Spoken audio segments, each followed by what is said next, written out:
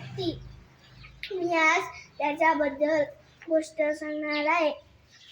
एका दिवशी काय झालं, एक हत्ती ना एका ऊसाच्या शेतात गेला. ते एक आजीचं शेत होतं. ती आजी गरीब होती.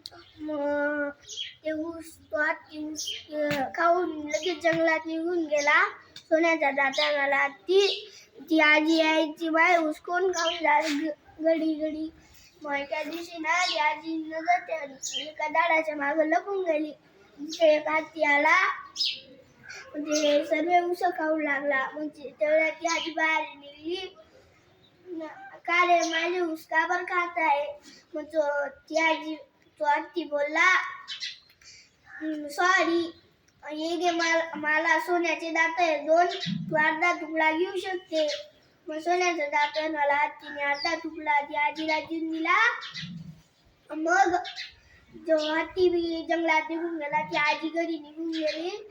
त्या आजीने जो सोन्याचा दाता मला हत्तीचा एक दात होता तो सोन्याकडे विकून दिला. पैसे ती आजीनं वगैरे घेतलं. मग ती आजीचा लालच वाढत चालला होता. मग एके दिवशी काय झालं, त्या हत्तीला एकच दात राहिला होता.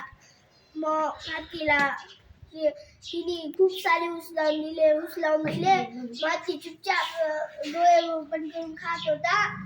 तेवढ्याची आजी पटकन गेली, त्याचा दात उकडून तो हत्ती लगे परत डोळे लगे उघडलं. त्याने तो सांगायला लागला, आजीबाई तू का माझे दात तू काढून घेतला? मी तुला अर्धा देऊ शकत होतो ना.